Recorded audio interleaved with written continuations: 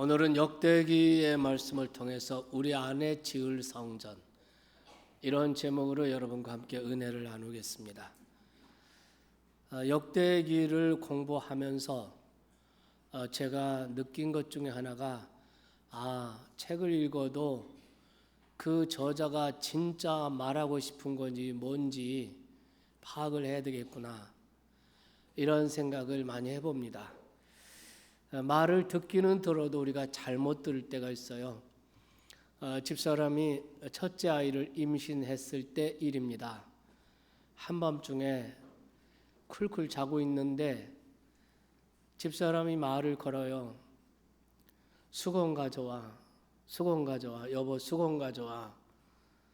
그 자다가 무슨 수건인가, 피곤해 죽겠는데 뭔 수건이야, 왜 수건이 필요해, 따져 묻고 싶었는데 임신했을 때 서운하게 한 것은 평생 간다, 이런 권사님들한테 하도 많이 들어가지고 그때는 30대 초반이니까요. 그래서 따져 묻지도 못하고 일어나서 수건을 가져다 주었습니다. 칭찬받을 줄 알았습니다. 그런데 오만 상을 찌푸리고 황당하다는 듯이 왜 난데없는 수건을 가져왔냐고 그럽니다. 나중에 한 일이지만 집사람이 제게 한 말은 수건 가져와가 아니라 속이 안 좋아, 이런 말이었습니다. 입덧을 하고 있었기 때문에 속이 안 좋아서 속이 안 좋아, 속이 안 좋아, 여보 속이 안 좋아, 이런 건데 저는 그 말을 수건 가져와, 수건 가져와 라는 말로 들은 겁니다. 무슨 말을 하고 있냐면 말을 그냥 듣는 것으로는 부족하다는 것입니다. 잘 들어야 합니다. 잘 들어야 말하는 사람의 진의를 알 수가 있습니다. 우리가 성경을 읽을 때도 마찬가지죠. 다른 성경도 다 그렇지만 특별히 오늘 우리가 선택해서 읽는 이 역대기서, 여러분 지난 주일까지, 지난 주간까지 성경 일독표 일정에 따라서 지난 주간에 역대기상을 다 읽으셨을 줄 압니다. 그 역대기서를 읽을 때 정말 잘 듣는 것이 무엇보다도 중요하다 하는 것입니다. 귀담아 잘 듣고 잘 읽지 않으면 역대기 저자가 진짜 말하고 싶은 의도를 놓치기 아주 쉬운 책이 바로 역대기입니다. 역대기는 언뜻 보면 역사서입니다. 역대기 1장부터 9장까지는, 역대기상 1장부터 9장까지 모든 역사를 요약해서 쭉 기록을 하죠. 아담으로부터 시작해서 유대가 망하는 거, 그 다음에 포로 귀환 후에 역사를 쭉 얘기하는 이스라엘 역사책입니다. 그런데 그것은 겉보기에는 그냥 역사책인데 역대기는 결코 단순한 역사책이 아닙니다. 주전 586년에 유다 예루살렘이 바벨론의 침략으로 그때 예루살렘이 완전히 무너지죠. 그리고 포로로 끌려갑니다. 그리고 70년이 지나서 주전 538년부터 유대 백성들이 그 새로운 기대와 희망을 안고 고향 고국 예루살렘 유다 땅으로 돌아오기 시작합니다. 그런데 돌아와 보니까 그 예루살렘 유다 땅이 완전 폐허와 다름없었습니다. 예루살렘 성은 다 무너져 내렸고, 그리고 성전 불타고 회파되고 형편없고 이러한 폐허의 땅에서 그들이 무슨 희망을 품을 수가 있었겠습니까?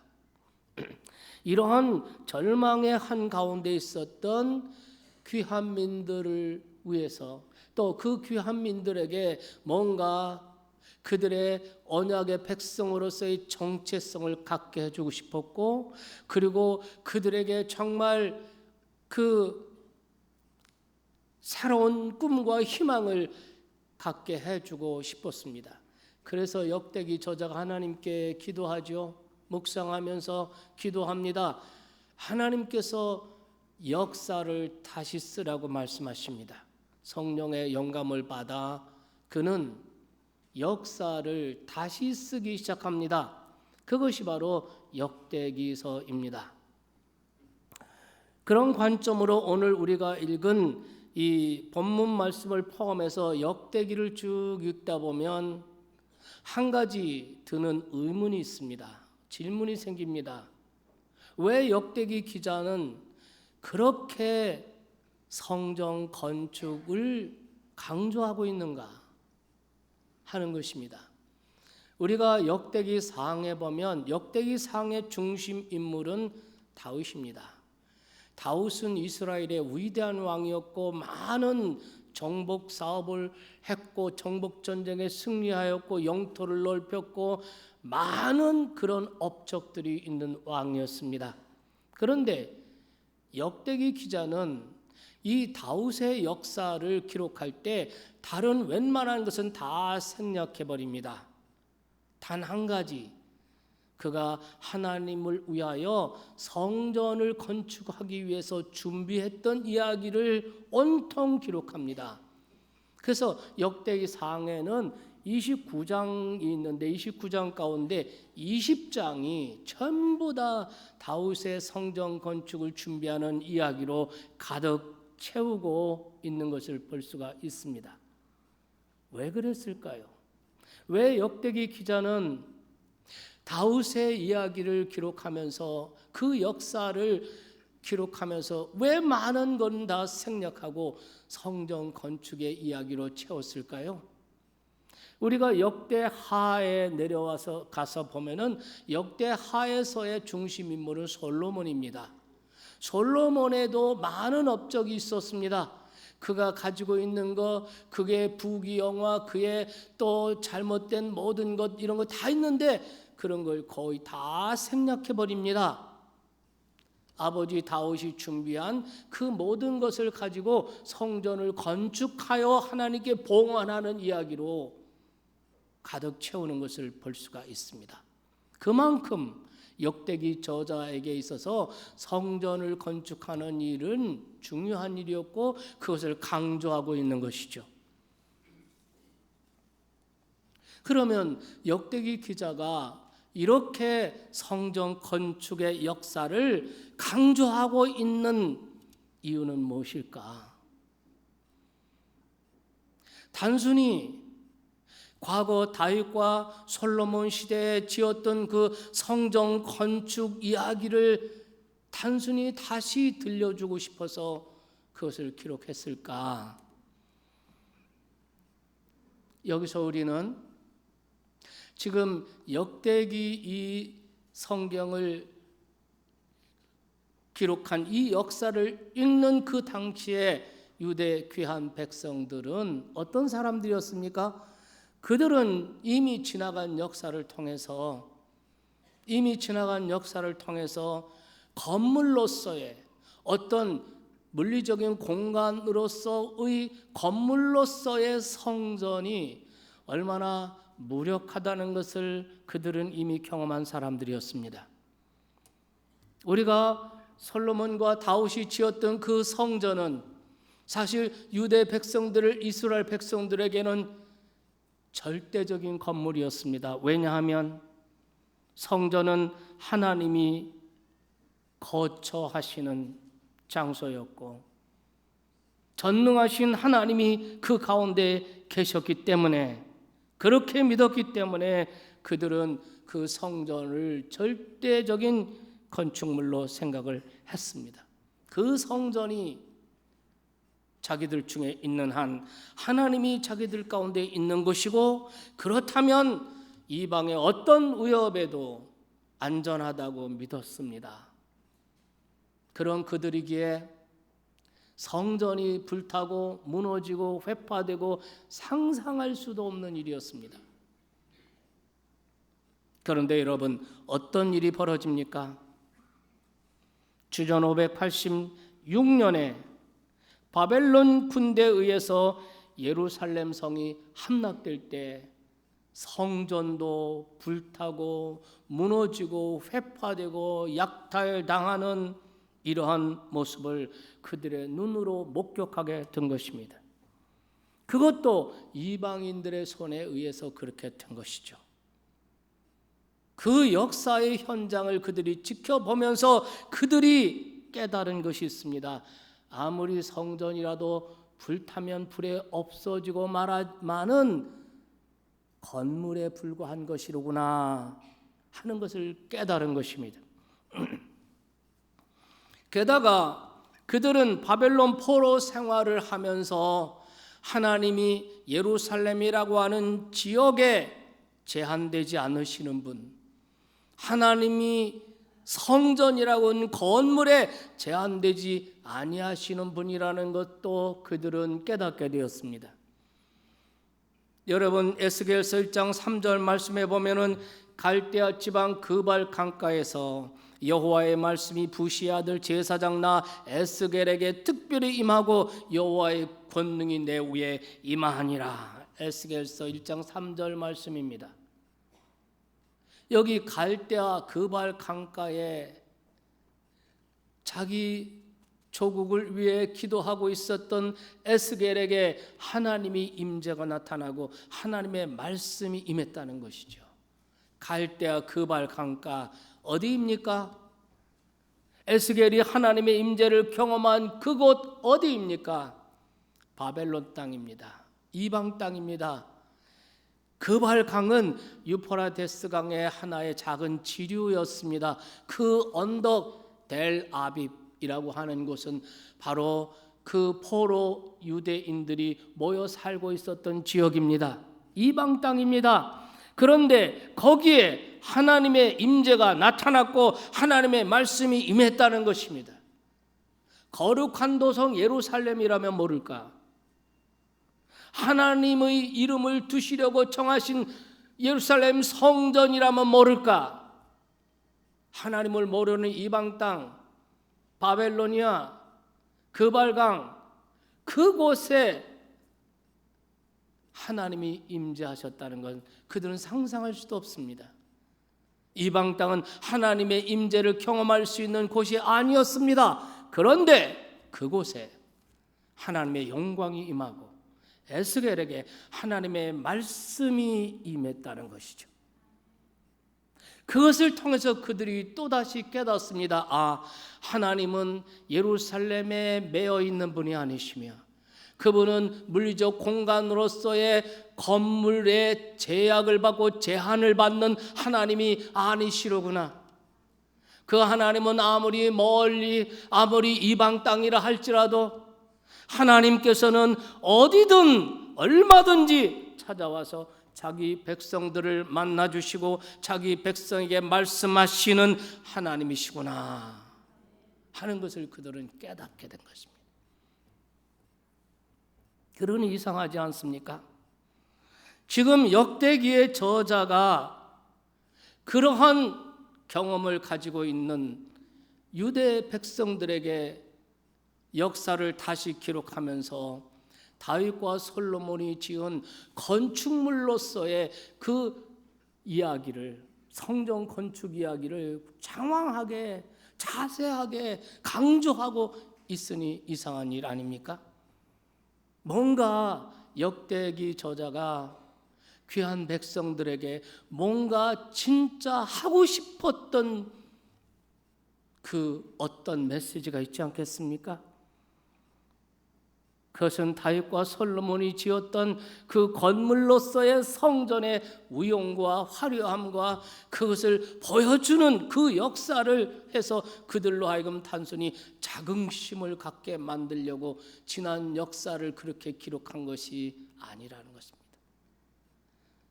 거기에는 역대기 저자가 귀한 백성들에게 전달해 주고 싶은 메시지가 있었다는 것입니다.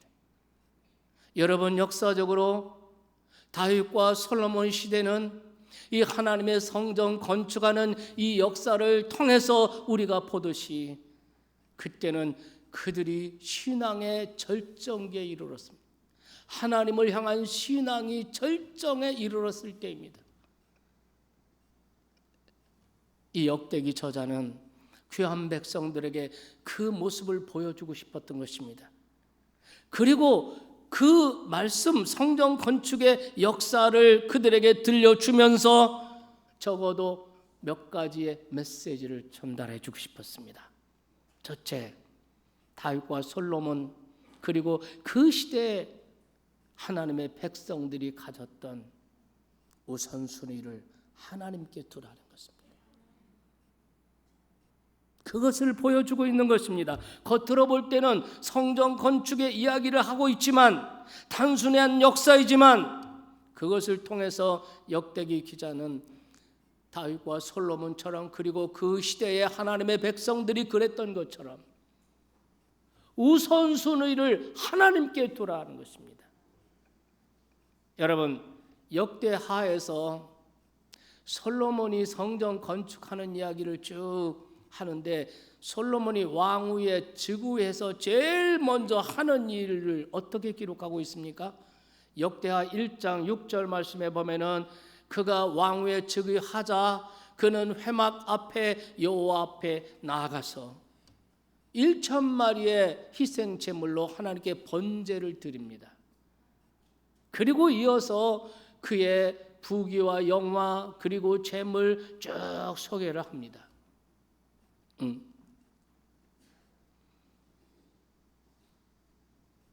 그러니까 여러분, 우리가 이 솔로몬에 대한 역사가 열왕기상에 또 나오거든요. 열왕기상에서 열왕기상의 저자는 이 솔로몬을 얘기할 때 왕위에 즉위해서 제일 처음 한 일로 뭘 먼저 기록하냐면 정적들을 제거하는 것입니다. 자기 아버지 시대부터 군부의 핵심 권력자인 요압 장군을 제거해버리는 것입니다. 다시 말하면 자기 왕권을 세우는 것을 먼저 합니다. 그러한 것이 열왕기서에서는 보입니다. 그런데 역대기 기자가 그 역사를 다시 쓰면서 어디에 강조점을 줍니까? 그가 왕위에 즉위하자마자 회막 앞 여호와 앞에 가서 1,000번제를 드리는 그의 모습을 보여줍니다.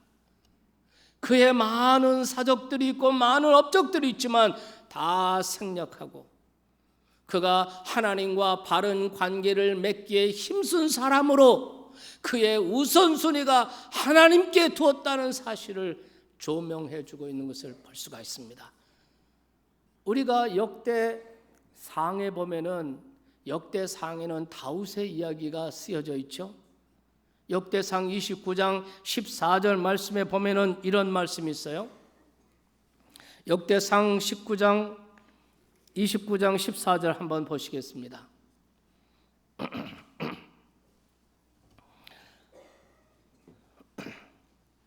네, 자막이 안 뜨는데요. 한번 우리 같이 한번 봐요. 나와 내 백성이 무엇이기에 이처럼 즐거운 마음으로 드릴 힘이 있었나이까? 모든 것이 주께로 말맙사오니 우리가 주의 손에서 받은 것을 주께 드렸을 뿐입니다. 이렇게 말하고 있어요. 다윗에게 있어서 우선순위 하나님이십니다. 솔로몬에게 있어서 우선순위 하나님이셨습니다. 믿으십니까? 지금 역대기 기자가 귀한 이스라엘 백성들에게 보여주고자 하는 메시지가 무엇입니까? 그것은 다윗과 솔로몬처럼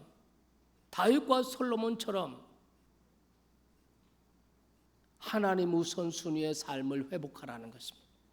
이것이 우리 안에 지어져야 할 성전인 줄로 믿습니다.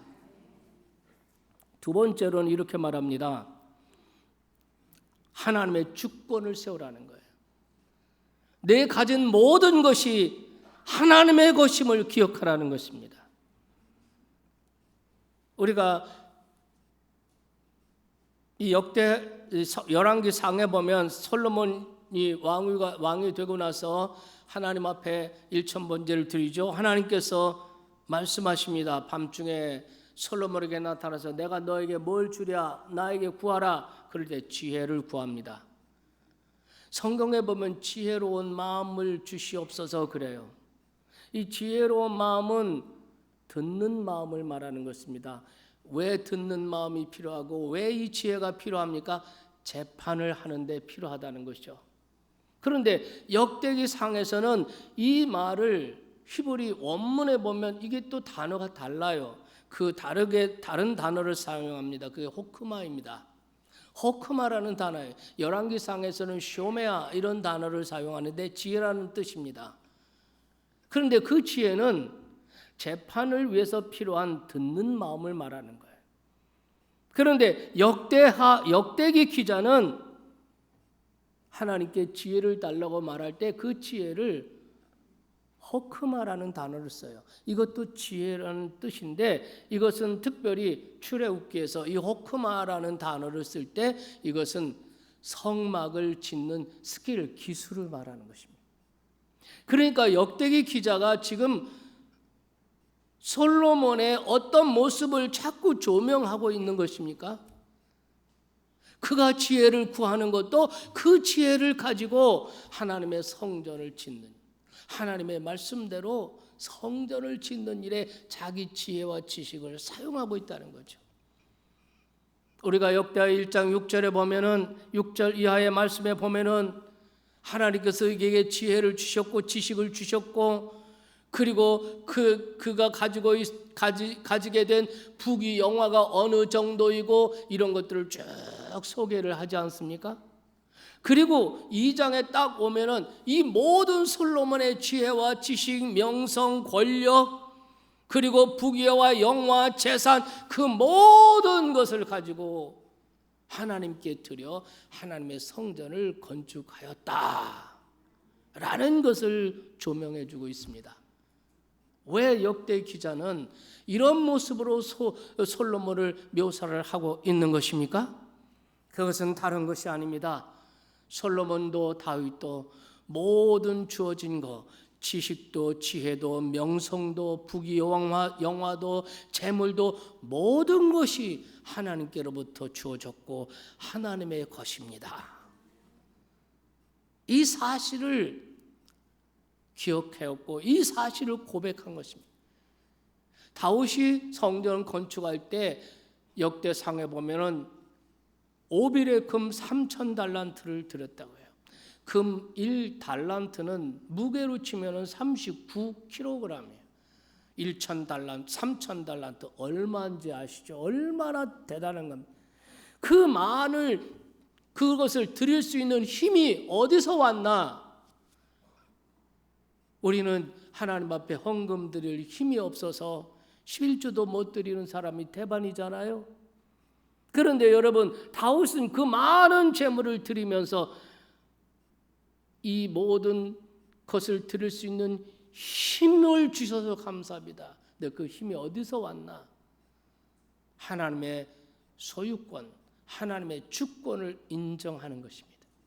이 모든 것은 하나님께로부터 왔고 하나님이 주신 것이고 이 모든 것은 하나님의 것임을 믿습니다.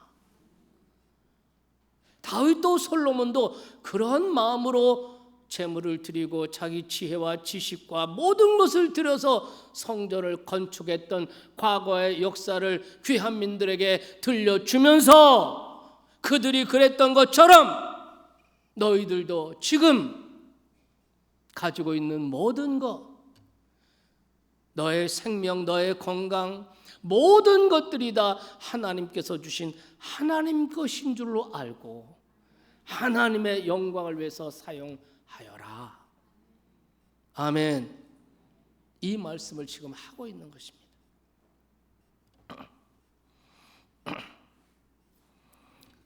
세 번째로는 멀고 가까움의 균형을 세우라는 말씀이에요. 멀고 가까움의 균형이라는 것은 하나님과의 관계에 있어서 우리가 회복해야 할 마음가짐에 대한 표현이라고 볼 수가 있습니다. 앞서도 이야기했듯이 여러분, 지금 역대기를 읽고 있는 귀한 민들은 하나님이 건물로서의 성전에 제한되지 않으시는 분이시라는 것을 이미 경험한 사람들입니다. 그래서 역대기 저자는 2장 5절 6절에 이렇게 말하죠. 2장 5절 6절 말씀 보겠습니다. 내가 건축하고자 하는 성전은 크니 우리 하나님은 모든 신들보다 크심이라. 누가 능히 하나님을 위하여 성전을 건축하리요? 하늘과 하늘들의 하늘이라도 주를 용납하지 못하겠거든 내가 누구에게 어찌 능히 그를 위하여 성전을 건축하리까? 이렇게 말하는 것을 볼 수 있습니다.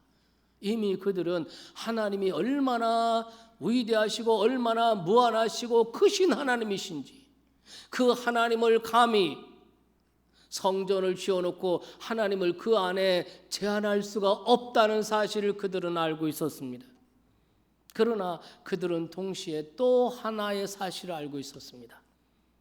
그것은 하나님께서는 하늘의 하늘이라도 용납할 수 없는 크고 크신 하나님이시지만 그 하나님은 당신 스스로 당신 백성들을 위하여 이 땅에 지은 우리 가까이에 있는 성전에 자기 자신을 스스로 제한하시는 자기 비움의 하나님이시라는 것을 그들은 알고 있었습니다.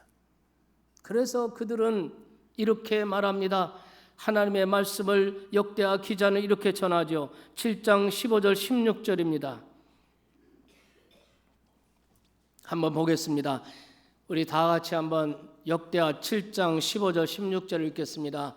다 같이 읽겠습니다. 이제 이곳에서 하는 기도에 내가 눈을 들고 귀를 기울이리니 이는 내가 이미 이 성전을 택하고 거룩하게 하여 내 이름을 여기에 영원히 있게 하였음이라. 내 눈과 내 마음이 항상 여기에 있으리라. 여러분, 하나님은 하늘의 하늘이라도 용납하실 수 없는 크고 크신 한없이 크신 하나님이신데, 그런데 그 하나님께서 자기 백성들을 사랑하여 자기 백성들과 가까이 하시기 위해서, 그들을 만나시기 위해서 건물로서의 성전 안에 자기 자신을 제한하시고, 그리고 거기에 당신의 눈과 당신의 귀와 마음을 두셨다는 것입니다. 그래서 우리가 하나님 앞에 성전 앞에 나와서 기도할 때 하나님의 눈으로 우리를 보시고 당신의 귀로 우리의 부르짖는 소리, 우리의 신음소리를 들으신다는 거죠. 믿으시면 아멘 합시다. 네. 그래서 솔로몬은 이렇게 기도하죠. 6장에 보면은 솔로몬은 이렇게 기도합니다. 주여, 주의 종과 이스라엘 백성이 이 성전을 향하여 기도할 때 주는 하늘에서 들으시고 응답하여 주십시오. 그러니까 여러분, 역대기 저자가 이 다윗과 솔로몬이 지은 성전을 다시 이 성전 건축 역사를 강조하면서 귀한 백성들에게 기록해서 이것을 들려주는 이유는 무엇입니까? 그 목적이 어디에 있겠습니까? 하나님이 어떤 분이시라는 걸 계시하는 겁니다. 하나님은 무한히 크셔서 우리 손에 닿을 수 없는 저 먼 곳 하늘에 계신 하나님이시지만, 그러나 그 하나님은 우리를 위해서 우리를 사랑하사 우리 가까이에 성전에 자기 이름을 두시고 자기 눈을 두시고 마음을 두시고 우리를 만나주시는 하나님이시다. 이 멀고 가까움의 균형을 내 안에 세워서 하나님이 너무 작으셔서 성전 안에 제한받고 그 범위를 떠나지 못하는 하나님으로 잘못 알아서는 안 된다는 거죠. 믿습니까? 우리가 이런 오해를 해서 예배당에 오면 하나님이 가까이 계신 것 같고 여러분의 일터로 나가면 하나님이 안 보이고 없는 것 같이 생각됩니까?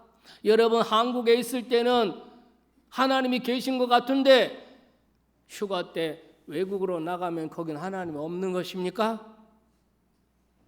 왜 그렇습니까? 오해하는 거죠. 하나님은 그저 성전 안에 계시는 하나님으로 오해하는 것입니다. 동시에 우리가 하나님은 너무 멀리 계시고 초월에 계신 그 하나님이기 때문에 우리가 감히 다다를 수 없는 분이시다, 이런 오해도 해서는 안 되는 거죠. 하나님은 우리를 사랑하셔서 우리 가까이 계시는 하나님이심을 믿으시기 바랍니다. 멀고 가까움의 균형을 바로 세우고 하나님 앞에 바른 기도를 드리고 바른 예배를 드리고 하나님과 바른 관계를 맺어라, 이것이 우리 안에 지어져야 할 성전인 줄로 믿습니다. 마지막으로 한 말씀 더 드리겠습니다. 넷째로는 내가 성전이 되라는 것입니다. 너희가 성전이 되라. 너희가 성전이 되라. 여러분, 역대기 말씀에 보면은 솔로몬이 성전 건축과 관련된 모든 일을 다 마칩니다. 그리고 하나님께 봉헌을 드려요. 공사도 마치고 백성들이 다 모여서 하나님께 봉헌 예배를 드려요. 그리고 그때 오늘 우리가 읽은 말씀은 솔로몬이 자기 백성들을 축복하는 말씀입니다. 그러니까 하나님께서 축복하고 위에서 성전에 들어가서 기도를 하죠. 그리고 하나님께서 그 성전 봉헌을 하나님 기쁘게 받으시고, 내가 이 성전에 내 눈과 귀와 내 마음을 두겠다. 너희가 이 땅에서 환난을 당할 때 이곳에 와서 기도하면 내 귀로 듣고 내 눈으로 너를 보고 그 환난에서 너를 건져줄 것이다. 너가 이 땅에서 전염병으로 말미암아 병으로 말미암아 고생할 때 너희가 이 성전에 오면 내 눈으로 보고 내 귀로 듣고 너를 깨끗하게 고쳐주겠다. 하나님의 약속도 있었습니다. 이제 모든 것이 다 끝났어요. 성전과 관련된 모든 역사가 다 끝났습니다. 그런데 7장 역대하 7장 17절 말씀에 보면은 하나님께서 한 가지 더 말씀하시는 거 있어요. 네, 더 말씀하시는 것이, 내가 만일 내 앞에서 행하기를 내 아버지 다윗이 행한 것과 같이 하여 내가 내게 명령한 모든 것을 행하여 내 율례와 법궤를 지키면, 솔로몬에게 말하는 거예요. 성전 건축을 다 완성하고 하나님께 중공하고 봉헌 다 마친 솔로몬에게. 여러분, 이게 무슨 말입니까? 성전 건축, 여러분, 눈에 보이는 건물로서의 성전을 지은 것으로 끝난 것이 아니라는 것입니다. 여전히 계속 해야 하는 일이 있다는 것입니다. 그것은 바로 우리가 하나님의 말씀, 하나님의 명령과 율례와 규례를 따라 행하는 것이 필요하다는 것입니다. 그래서 하나님이 정하신 그 율례와 규례와 그 말씀을 우리가 순종하고 우리의 삶이 그에게 순종함으로써 우리 안에 성전을 지어가고 우리가 성전이 되라는 뜻입니다.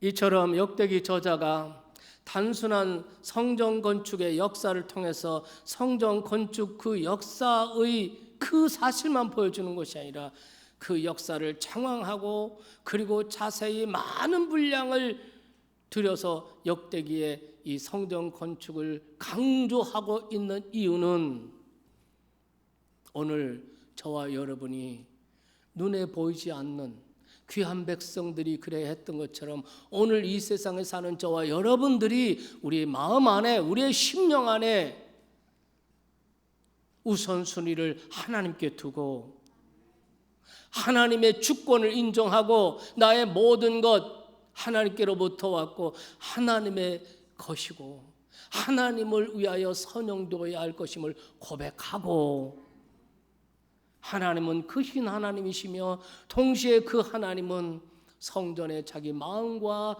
자기 눈과 귀를 두셔서 우리를 만나주시고 우리의 기도를 들어주시며, 믿습니까? 우리의 예배를 받아주시는 하나님이시며, 이러한 성전을 내 마음에 세우고 내 자신이 하나님의 성전이 되라는 뜻입니다. 그렇다면 여러분, 마지막으로 7, 8절 말씀에 보면 아주 중요한 말, 8절 9절에 보면 중요한 말씀이 있습니다. 그렇다면 과연 이런 성전을 세울 자가 누구냐 하는 것입니다. 눈에 보이는 건물이 아니라 우리 마음의 성전을, 우리 마음에 하나님의 처소가 될 성전을 세우는 사람, 세울 자가 누구냐는 것입니다. 여러분 8절 말씀을 보시겠습니다. 여호와께서 내 아버지 다윗에게 이르시되 내가 내 이름을 위하여 성전을 건축할 마음이 있으니 이 마음이 내게 있는 것이 좋도다. 그러나 너는 그 성전을 건축하지 못할 것이요 그 다음에 내 허리에서 나올 내 아들 그가 내 이름을 위해서 성전을 건축하리라. 다윗에게 하신 말씀이에요. 다윗의 허리에서 나온 그 아들이 성전을 건축한다. 솔로몬이겠죠. 역대기 기자가 말하고 있는 성전이 단순한 건물로서의 성전이라면 다윗의 허리에서 나와서 성전을 건축할 자 솔로몬 맞습니다. 솔로몬이면 됩니다. 그러나 지금까지 우리가 살펴본 바와 같이 역대기 기자가 말하는 성전 건축이라고 하는 거, 성전을 지으라고 하는 이 메시지는 우리 안에 지어질 성전을 말하는 것입니다. 건물 이상의 의미를 가진 하나님의 처소가 되는 성전을 회복하라는 이 메시지인데, 그렇게 볼 때는 솔로몬으로 끝나는 것이 아니죠. 정말 저와 여러분 안에 하나님의 처소가 될 성전을 지어가실 분이 누구시겠습니까? 그분은 바로 예수 그리스도. 요한복음 2장에서 예수님이 이렇게 말씀하십니다. 이 성전을 헐라. 내가 3일 동안 일으키리라. 믿습니까? 그 예수 그리스도. 나와 여러분을 위해서 십자가에 피 흘려 죽임을 당하신 예수 그리스도, 3일 만에 부활하신 예수 그리스도 믿으시면 아멘 합시다. 그분이 저와 여러분의 마음에 하나님의 처소가 될 성전을 지어가시는 분이심을 믿기 바랍니다. 그러니 여러분, 성전을 강조하고 있는 역대기 저자의 그 진짜 하고 싶은 얘기, 과거 솔로몬과 다윗이 지었던 성전의 그 영광을 그들에게 줘서 그들로 하여금 자긍심을 갖고 우리 조상들이 이런 성전을 건축해서 이런 자긍심을 단순히 주기 위한 것이 아니라 다윗의 허리에서 나온 예수 그리스도, 그리고 그 예수 그리스도를 통해서 하나님의 자녀가 된 저와 여러분들이 오늘 이 시대에 우리 안에 지어야 할 성전에 대한 촉구인 줄 믿으시기 바랍니다. 그렇기 때문에 우리도 삶의 우선순위를 하나님께 두셔야 합니다. 우리가 가지고 있는 모든 것이 하나님의 것임을 인정하는 하나님의 주권을 인정하고 고백하는 우리가 되어야 합니다.